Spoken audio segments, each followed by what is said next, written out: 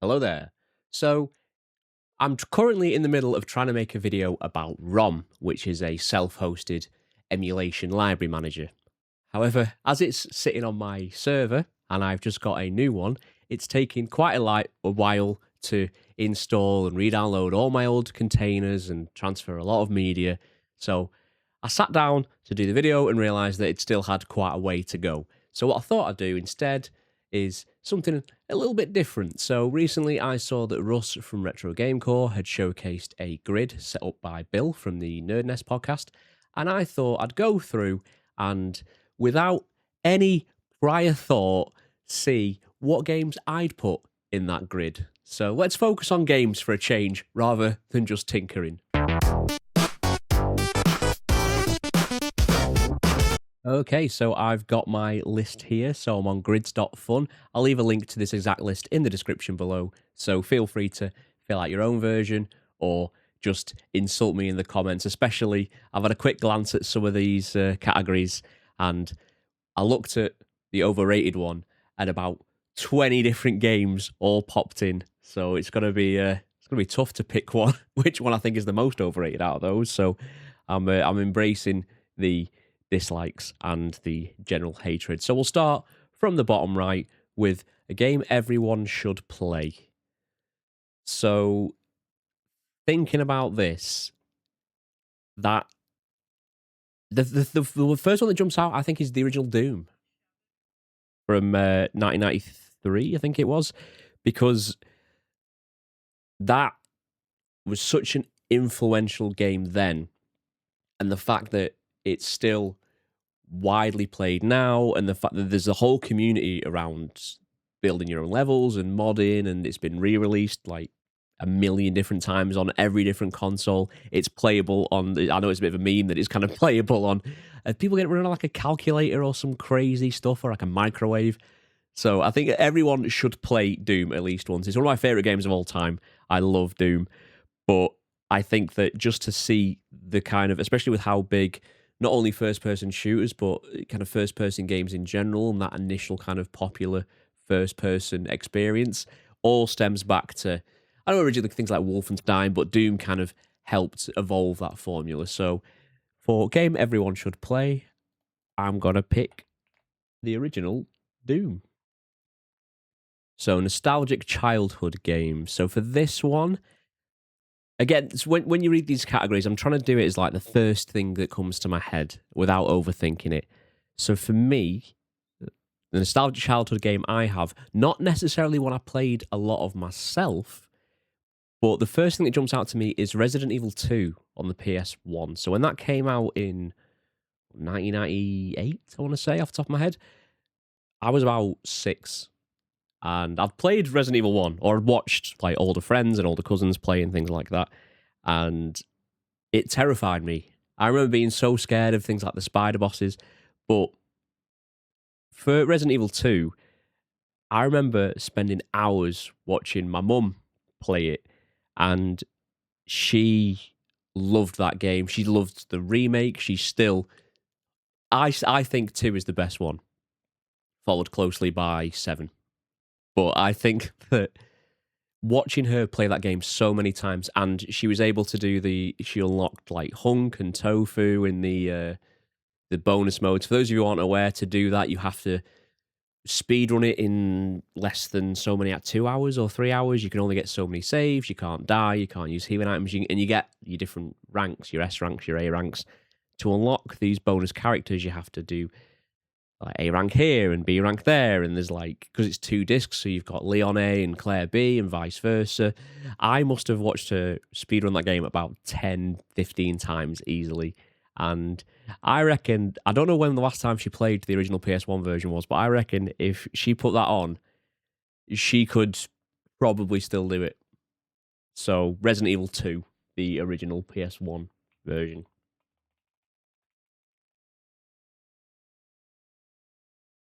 There we go. Okay, next up, best retro game. So, my experience with retro games, because I think it depends on your interpretation of retro. So, for me, I consider retro games to be anything from your kind of Atari up to your I want to say pre PS1. I know the PS1's now considered kind of retro, but I'm picturing 16 bits. That's what jumps out to me when I think retro.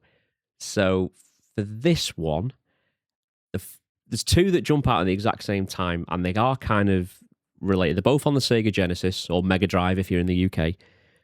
And so my mum grew up in foster care, and who I call my grandma. We used to go to this foster home. We still keep in touch with her even to this day. She no longer runs the foster home, but she's retired now. But when she did, we'd go to the foster home every Christmas, and they'd have, because it was this massive foster home, there was two living rooms, and one, the adults would be there drinking wine and doing whatever adults did when I was 8, 9 years old, and then in the other room, which was more for like the kids and the younger people, and they had this Sega Mega Drive, and there were two games that me, my brother, my cousins used to spend absolutely hours on. And the first one, which isn't what I'm going to put for this, but I want to talk about anyway, Road Rash 2. And I remember some of the stuff we used to do, like Road Rash is excellent. And then we figured out that in Road Rash, when you come off your bike, if you hold the analog or the directional, the D-pad, you can run.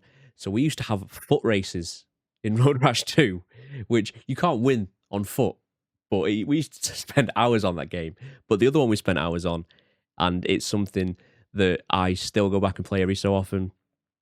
I absolutely love it. And it is also something that could be considered for best soundtrack, but I do have an idea of something for that already. So I think the best retro game is Streets of Rage 2. I did play a lot of 1, but I played more of 2, because I don't think we actually had 1 on that console.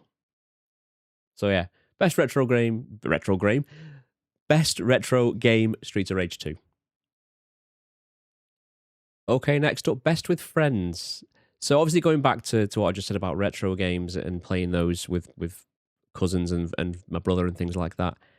When I got a bit older, so for me, when I say best with friends, that says to me couch co-op, couch death matches, things like that. So the one that immediately jumps out is, I think, Super Smash Brothers Melee specifically, because when I was high school, we used to go around our friends, and we'd all bring our GameCube controllers, and we do like 4-player Smash. So that was, there's a lot of, again, going back to that nostalgia. But for me, growing up best with friends, because obviously the industry kind of shifted. So now best with friends, things are more online now. But you can't take away the couch experience. And it's nice to see that particularly a lot of the younger generations, they're starting to kind of come back to those eras. So I'm going to say Super Smash Brothers Melee. Although it can very easily lead to you losing friends if you're too good, which I'm not. Turn your brain off, or turn my brain off. So obviously it'd be something cozy. The first thing that jumps out to me is Power Wash Simulator. I've finished Power Wash Simulator so many times on so many different platforms. I've done it on PlayStation. It's a great game for Steam Deck. I think they've just brought it out recently on Apple Arcade. So the amount of movies and TV shows I've watched, it's a great second screen game, which is something I was always kind of against. It's like, oh no, you should be dedicating your full time if you're watching a movie or a TV show. But then sometimes you just want to watch something you've seen a million times before. If I want to go back and watch Arrested Development, just the first 3 series, maybe the 4th, not the 5th. It's good. I've seen those shows countless times.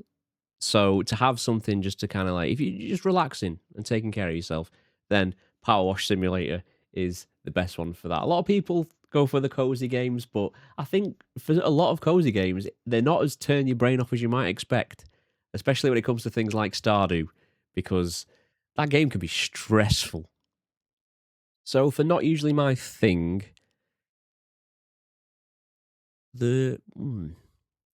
so for this one, again, the one that immediately jumps out to me is the Virtue's Last Reward, which I played a lot at university on the Vita. So it's kind of a visual novel / escape the room game, and I believe it's part of a sequel. There's 999, which I think is the first one. Virtue's Last Reward, which I played a lot of, and there's a sequel as well, and the name escapes me, but I haven't played that one. But it's a very kind of Japanese style visual novel, and there's a lot of like multiple endings, and you can kind of jump back and forth in time, and it's really kind of cool and really interesting.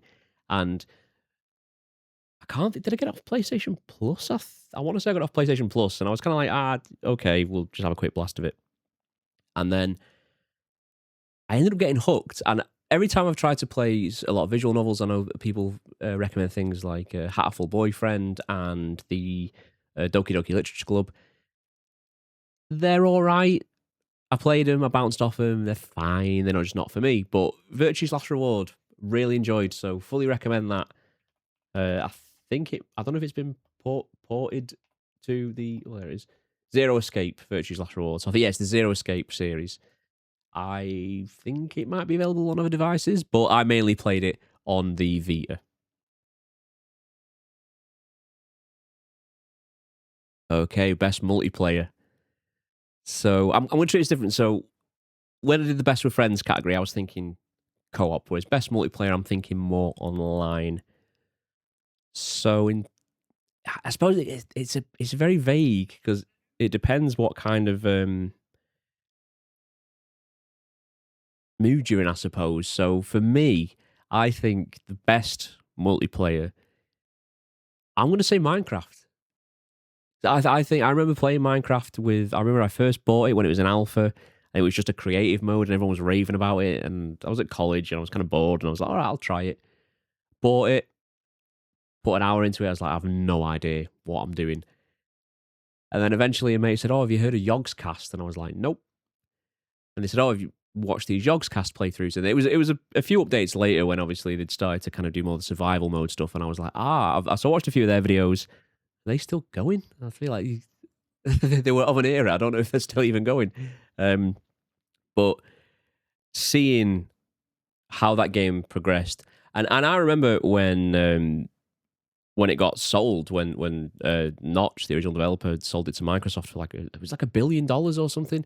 And I remember thinking that is insane. Like there is no way that they can like make that money back. And they have. There is. It's its own platform now. I think the fact that it has its own is it realms where you can rent your own servers, and it's a great game, especially for a lot of younger people to get into things like modding and understanding, because that's how I learned a lot of kind of technical skill was modding all PC games and learning how to deal with cracks and things like that. Um, but I think Minecraft, and it's something I tend every couple of years. I think, oh, fire up Minecraft, and then I play Minecraft for hours and hours and hours for like a month, and then I put it down, and then I don't touch it for a couple of years, and this has been happening for 17 years at this point, I think. So, and it's something I imagine will continue to happen until I'm on my deathbed. Like, I think my final words will be, "Oh no, creeper!" Like that's what that's the level I'm dealing with. So Minecraft, I think, is the best multiplayer game.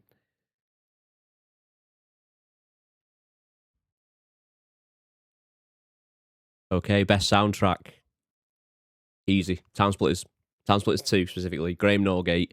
His work on the Time Splitters soundtracks is incredible. He did a lot of work with Grant Kirkhope, who was known for doing things like Banjo Kazooie. But Graham Norgate's work on the Time Splitters series, I'm going to specifically say Time Splitters 2, but Future Perfect. The original one was good, but a lot of the tracks were kind of reused anyway. But that kind of got me into. I play drums, I play guitar. I'm not a musician by any stretch of the imagination, but what kind of got me interested in. I did it at college and at high school. I did music technology, and it was guys like Graham Norgate, Grant Kirkhope, Jesper Kidd, who did these video game soundtracks, and that's what kind of got me interested in that. So, and it was thanks to things like the Time Splitters 2 soundtrack, and it's even I hope I have a I've host my own music because I'm just fed up of streaming services in general, and I have all those old soundtracks still on my server, and I stream them to my phone using Plex Amp. So it's something I still, when it comes on, I'm like, yeah. Second would be um, the modern Doom soundtracks because they are awesome. As a big metal guy, they're great. But for game soundtrack, we'll go for Time Splitters 2. Or just the Time Splitters series in general. So, favourite antagonist? Ooh, that's quite a tricky one, that one, I think. Because it depends on, like, when you say favourite, is it the one you think is the most antagonising, or is it one you really like? Because obviously I know GLaDOS is quite a popular one. And she is funny, she's well written. Well, she's not really the antagonist in Portal 2, is she? It's is it Wheatley? Stephen Merchant. There is some great antagonists. Micah Bell from Red Dead 2 is just evil. And there is no Micah defenders. That's the level of antagonism you're dealing with. Even Bowser's got friends. I think I'm going to say Andrew Ryan from BioShock. I don't know if he's the main antagonist, because I don't want to spoil BioShock if you haven't played it, because that is a game everyone should play. So Andrew Ryan is the creator of Rapture in BioShock 1, and I can't think the actor who plays him, but he's so good. BioShock is a game full of great antagonists. There's Xander Cohen, who was played by T. Radder Smith, who was in the film Brain Scan, which is one of my favourite guilty 90s movies. It's not a good film, but it's a lot of fun. So I'm going to say Andrew Ryan from BioShock, or just the BioShock antagonists in general. And then we started typing Andrew Ryan then. A favourite protagonist? Solid Snake. It's got to be. Although, do you say Big Boss? Because that's a whole other kettle of fish. But we'll say OG Solid Snake, because he's hilarious. So, favourite protagonist? Solid Snake. Criminally overlooked. Now, this is quite a recent game. I'm going to say The Alters. So, for those of you who aren't aware, which unfortunately is a lot of people, and you should be aware, The Alters is by 11-Bit Studios, who are a Polish developer, and they did This War of Mine, they did Frostpunk, which I really like as well, and then they did this game called The Alters, and I'd heard about it through Fully Ramblematic, formerly Zero Punctuation, and Yahtzee he was very big on it, and it was on sale, so I thought I'd check it out, and absolutely loved it. You're a guy who you crash land on this planet, your whole team is dead, you are bang average Joe, dead in the middle. You're like an engineer or something, like just a maintenance guy, and you crash land on this planet, your whole crew's dead, and you have this base, and it manages to meld base building, resource gathering, automation, all little things I love. It manages to meld them into... It's juggling spinning all these plates, all these different gameplay loops, but they meld together so perfectly. And also the story is excellent. So, without spoiling too much, the story is that in order for Jan Dolsky, the main character, to basically try and survive and get off this planet, he manages to contact Earth, and they're running this big experiment, and he's after this thing called... I can't remember what it's called. Not Raritanium. Something like that. And it's been a while since I played it. He uses that to bring in clones of himself from different dimensions. So what you do is it'll cut back to a moment in his life where, do I go off to college, or do I stay and support my girlfriend? And for each different path he takes, it affects obviously his life and his outcomes and his skills and his personalities. So you have like the doctor Jan, who is the most driest Otacon looking guy you'll ever see in your life. There's the builder, there's the miner who's he's like chronically depressed, and just all these different characters who are all essentially the same guy. So the story is excellent. Was it Alex Jordan who portrayed him? He plays it like 11, 12 different characters, and he didn't even get a nomination for Best Performance at the Game Awards. That is criminal. I think the game only got nominated for one category, and it was something like Best Sci-Fi or something. Now, I'm not normally a sci-fi guy, but The Alters is the definition of criminally overlooked. So if you can get it on a sale or you get a chance to play it, by all means do. I love the work that 11-bit studios do. I liked This War of Mine. I loved Frostpunk.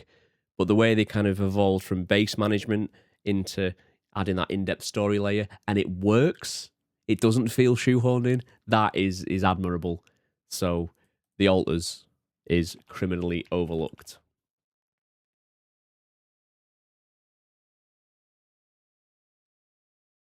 Okay, needs a remake. Now, everyone of my generation, the one game that automatically jumps to needs a remake, and I know there's been fan versions of it, is Simpsons Hit and Run on the PS2. It's a kind of Grand Theft Auto clone, but you get to drive around the whole of Springfield. I believe, and I could be incorrect, it was the first time that Springfield had ever been completely modelled. Now, that's not to say the game has flaws. The game doesn't have flaws. It's very, very popular. However, most people I know never played it past the first level because that game gets difficult. So I think that with a remake, they could use that modelled Springfield with that kind of open worldness, and then you might want to, although they're probably going to turn the voice actors into AI because modern Simpsons has been terrible for 25 years, but you can't ever take those first 10 seasons away because they are some of the best TV going. And I know a lot of the actors are getting on a bit, and I saw an episode recently, and I can't remember who plays Marge. Please just get her a Lemsip or let her retire because she sounds like you'd rather be anywhere else other than a recording booth straining a voice like that. So, needs a remake. Simpsons Hit and Run. When I find it, The Simpsons Hit and Run.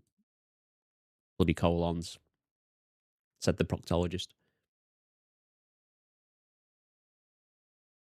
So, overrated. This.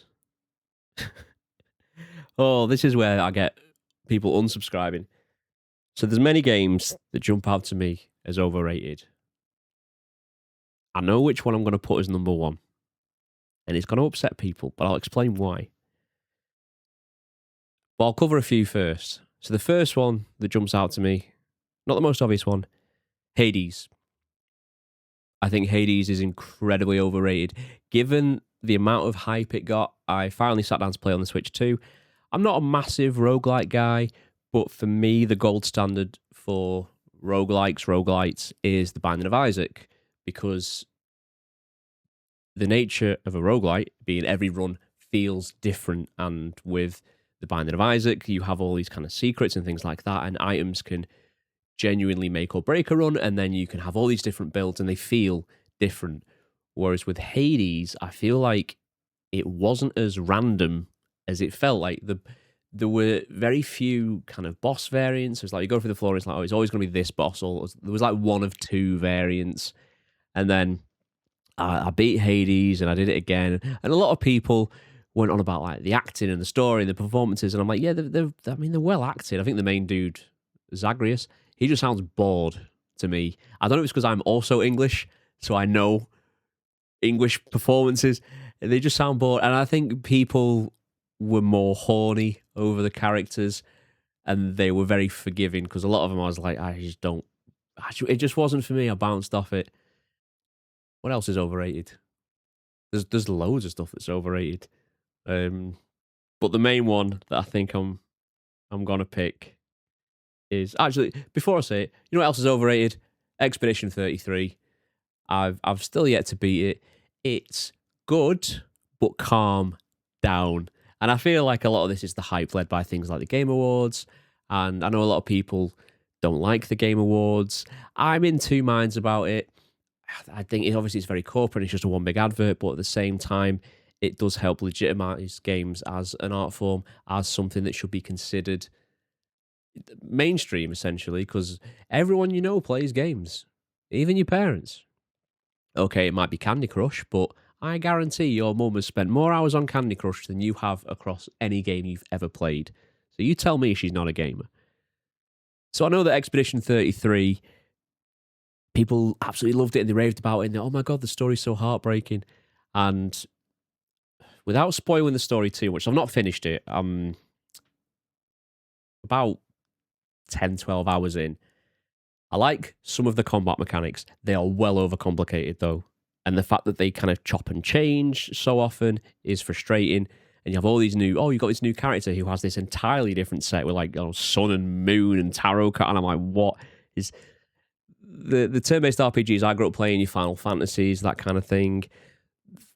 Simplicity is best, or something that appears simple on the surface but gets deeper. Whereas this is kind of like just new mechanic.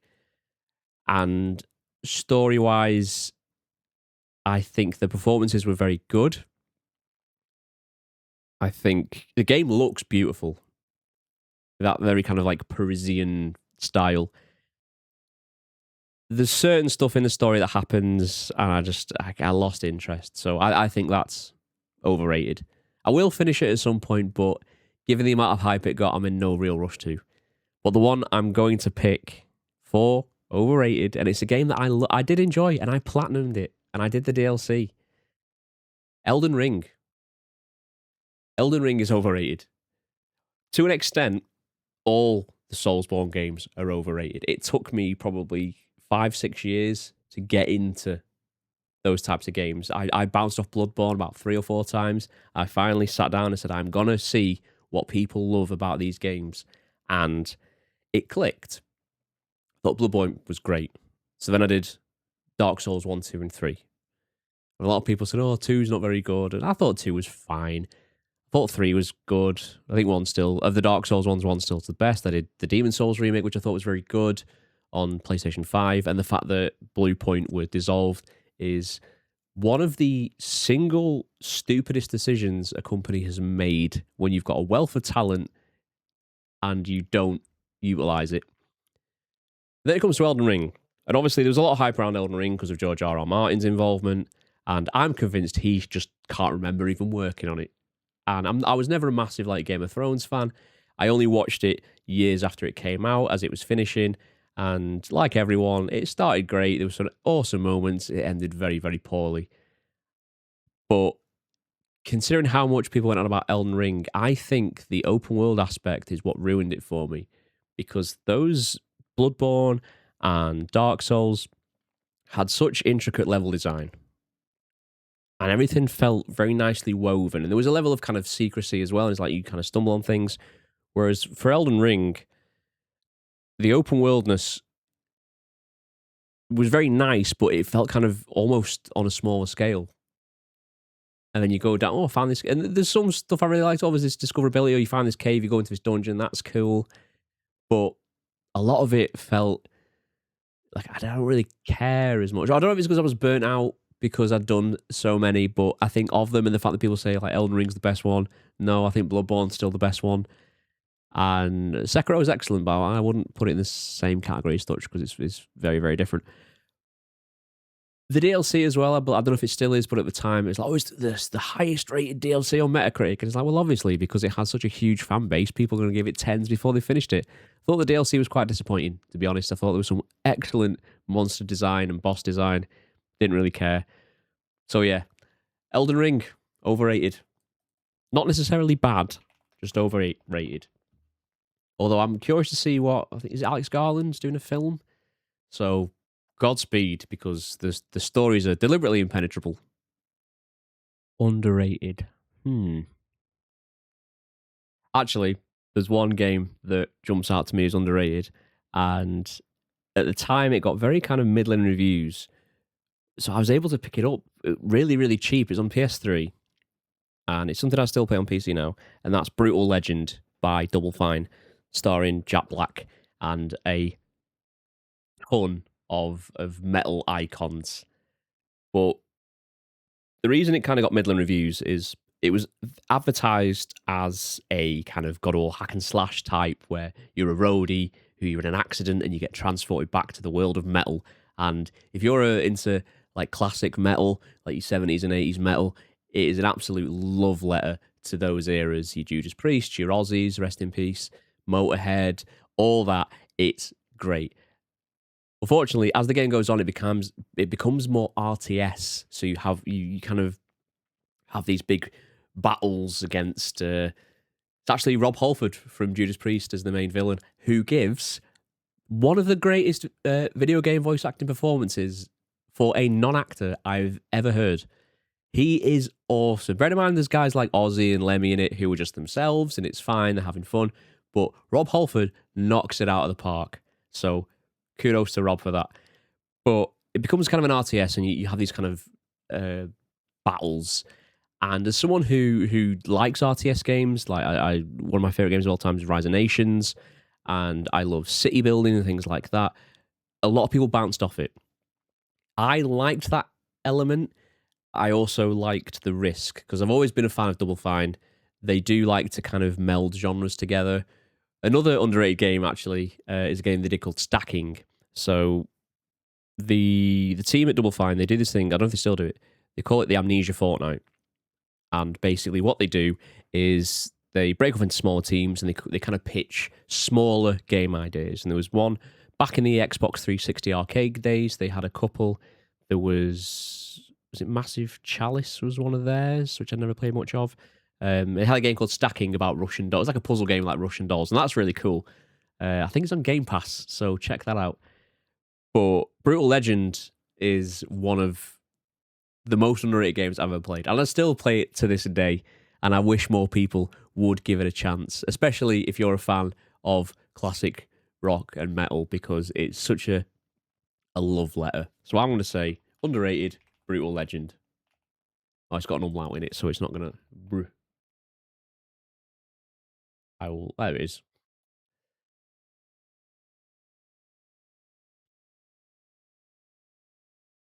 Okay, Overhated. So the first one that jumps out to me for this one is recently my girlfriend and I played through Days Gone. And I remember when that came out, the kind of very, very middling reviews it got.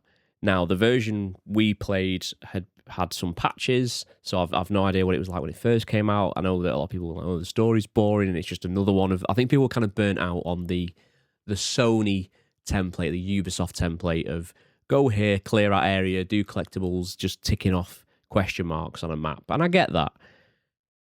And Jess had put it on and well, I'll play it for a bit. And we got quite into it. It's heavily flawed, but considering the backlash and how much people seem to hate that when it first came out, I'm like, really? I've played far worse games. It's a little bland in places. It's also fine. Also on Overhated, the other one that jumps out to me, I'm gonna put Days Gone, but I wanted to say a piece because I played it recently. E.T. on the Atari is often considered one of the worst games of all time. I've played it and I've beaten it, and it's not very good, but it's not the worst game of all time. It works. It's just that people don't really know what to do or how it controls. So you play as ET, you go around, you've got to fall in the holes, you've got to pick up stuff from the holes, you've got to rebuild your phone, and then not get caught by the scientists. And then once you've got the phone, you phone home. That's it. You can beat it in 5 minutes. I've got all the retro achievements for it. There's not that many. It was quite easy. But having playing that, and another reason I do like retro achievements is going back and kind of experiencing those from someone who's more of a fan of that. But hearing how much, I know the Angry Video Game Nerd kind of popularized the hate for it, and was it the film covered is it the Nevada desert where they buried thousands of cartridges because it's oversold? So it was more Atari as a company that led to the video game crash in the 80s before Nintendo saved it. The game itself is not good, but it's not that bad. Calm down. But between E.T. and Days Gone, I'm going to put in Days Gone because it's decent. I've not yet played the PS5 Definitive Edition because I'm not paying again. But from what it seems like, there's just quality life improvements.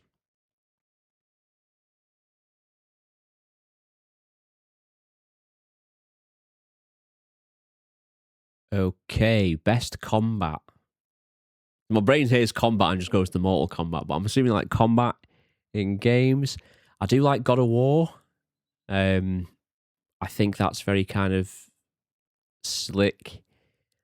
The original God of Wars, I mean, although the new ones were quite good as well. I know Batman Arkham kind of popularized the Assassin's Creed style, like, oh, he's got a "I'm gonna hit you" indicator over his head, so we'll counter that. Um, but yeah, I think I'm gonna say God of War, just because the original PS2 God of War, just because when you get like your Blades of Chaos, you're doing all these fancy moves, it does feel really cool, and it's a proper power fantasy.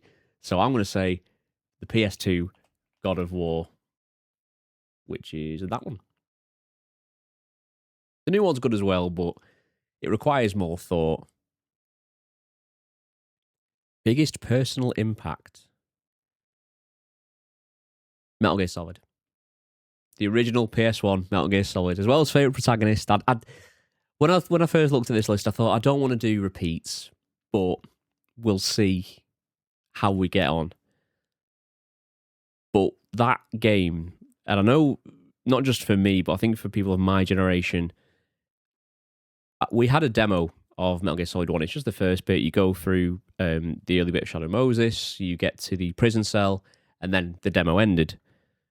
Then my mum got the full game, and as a kid, I was skipping all the cutscenes, didn't really care. I want to play the game. Loved the game.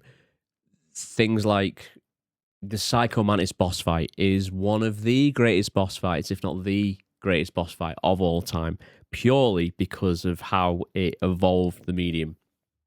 So, for those of you who aren't aware, it's probably, I'm going to spoil it because it's so incredibly famous.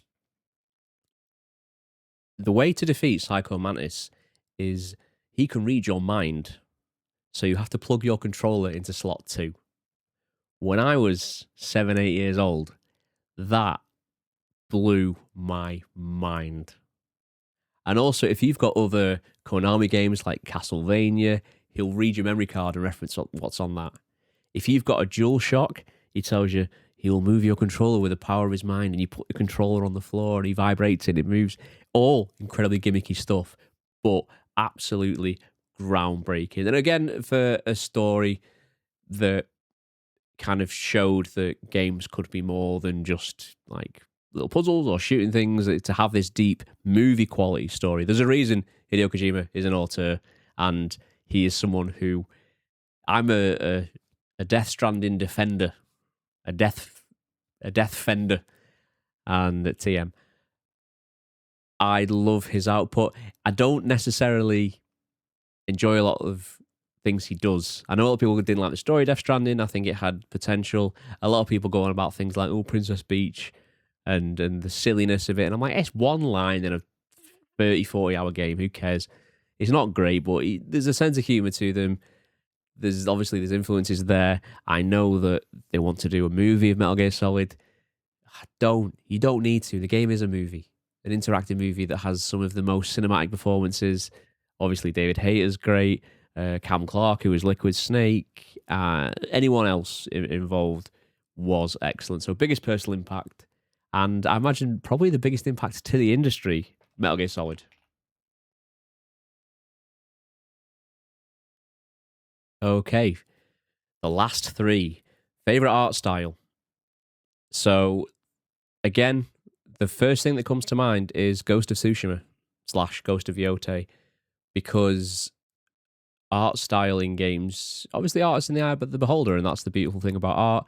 But in terms of these kind of graphical leaps, as someone who saw it go from Cloud Strife having big, chunky hands to fully rendered 3D models, and seeing how graphics have evolved, I think a lot of them, and the reason that people still go back and play retro games and arcade games, is because when they have a distinctive art style, even like Doom, the original Doom, it has like what is it like 3-frame sprites or something like that? I don't know, it's 2 or 3 frames. Because there's a strong style to it and it's very distinctive, it ages well. Whereas a lot of the kind of 3D era from like your kind of PS2, PS3 era, Xbox 360, you go back and these games are kind of ugly. Everything's grey, and the character models are just, they're trying to go for realism, but they're not achieving it. So it just gives it this uncanny valley vibe, and it's a bit weird. Whereas there are some absolutely gorgeous games out there, but the last game that I played that I thought this looks gorgeous was Ghost of Tsushima, Ghost of Yotei. Even playing things like Kurosawa mode and the black and white, but it's the to have a game that has that amount of gorgeous, rich colors. It's the only game I've actually properly played with the photo mode, just because it has this really advanced photo mode where you can do like kind of animated pans and things like that. But that game is absolutely gorgeous, so it's gonna have to be. Well, I'll put Ghost of Tsushima because it was obviously the first one. But if you haven't played it, the game's good. It's one of those adventure games. Go tick the boxes, do the thing, but visually stunning. Okay, best story. Ooh, this could be a difficult one because there's games with a lot of stories that I do really, really like Metal Gear Solid. But the thing with games like Metal Gear Solid, I love the story, but a lot of it is nonsense. So again, the original Bioshock, and I think the Bioshock series. So again, I'm gonna have to go for another duplicate, but we'll say the original Bioshock because I won't spoil it because Bioshock is a game that everyone should play. Uh, which if I hadn't have already put Doom, it would have been Bioshock. The the way Bioshock tells its story and how clever the story ends up being. A lot of people don't like the story of Infinite, and I like the story of Infinite. I think it's good. It's not my favorite, but there was DLCs for Infinite that kind of tie it into the full Bioshock narrative, and I I punched the air at points because I was like, yes, and oh, it's so good. It's again similar to what Metal Gear Solid did.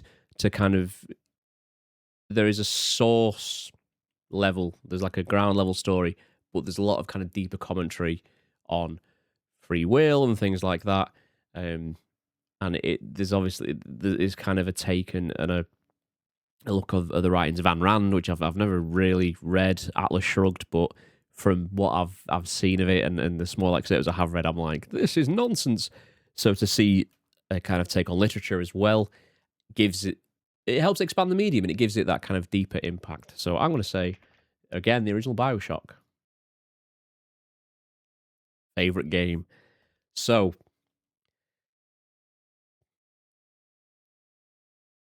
favorite games are weird because immediately my brain goes to Metal Gear Solid again. And I think as a series, it's one of my favorite overall games. But I'm thinking my favorite game changes. I have a favorite of the like last year. My favorite game was The Alters, and then but there's games that I go back to, and the the game I want to say, the game I'm gonna say because it's my list. Get your own. During COVID, a game finished early access. Wasn't a game I was familiar with, but I heard a lot of buzz about it, and I got a, I got a demo. Played the demo. Thought the demo was all right. Got a dodgy copy.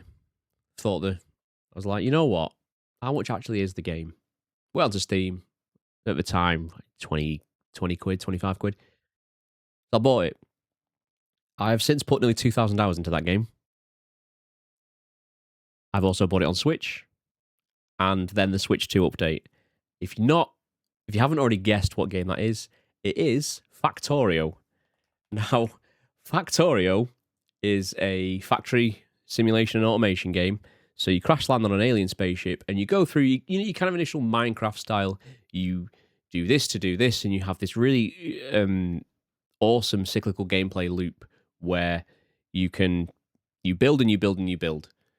And the reason I've put so many hours into it is one because it itches, it scratches this itch I never knew I had, and that's what kind of got me into automation as a whole. And I think I'd always been interested in technology, but to look at automation and then learning things like, oh, how do you streamline processes? And I use Power Automate a lot at work, and to be able to break things down into steps and play with that automation and go, yes, this will take me 20 hours to set up, but it will save me and it will save the company hundreds of hours. So if you've not played Factorio, there is a free demo available. It is time travel.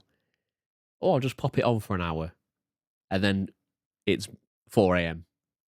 And also, I played it a lot on. I have a MacBook, like an M1 MacBook Pro, which I've had for 5, 6 years at this point, and it runs perfectly on that. So again, it's one of those great second screen games to kind of not turn your brain off because you need your brain, but if you want to stick some old episodes of your favorite TV show, Scrubs or Bottom or Alan Partridge, whatever your favorite TV show is, Phoenix Nights.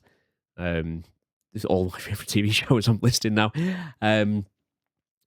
It's a great game to do that, and there's such a great community of people who have modded it. There's so many quality of life mods. The developers have polished and it's the most polished game I've ever seen. So much so that it's a bit of a meme that they'll have one bug that affects 1 in a billion people, and they'll spend time investigating it and fixing it. Even if it's an edge case, most people will be like, just hope it doesn't happen again. And they'll only look at fixing it when it becomes a common issue. But the level of polish that game has and the amount of hours I've put into it, it's always one I can keep going back to. So whilst games like Metal Gear Solid have that big personal impact, I can always rely on Factorio if I just want something to play. So give Factorio a shout. So that is my list. And if you're still watching, if you haven't already thrown something at your telly for me saying that Elden Ring is overrated or quit out because you disagree with any of my choices, then by all means, make your own damn list. Thanks to Bill Fairchild from the NerdNest podcast for creating that grid, and also to Russ from Retro Game Court for popularising it and giving out the link. So if you tell me what options you would have put in the comments below, I'd appreciate a like, a subscribe, and then hopefully by the time this is uploaded, I'll be able to continue with the video that I originally planned doing. So I will see you next time.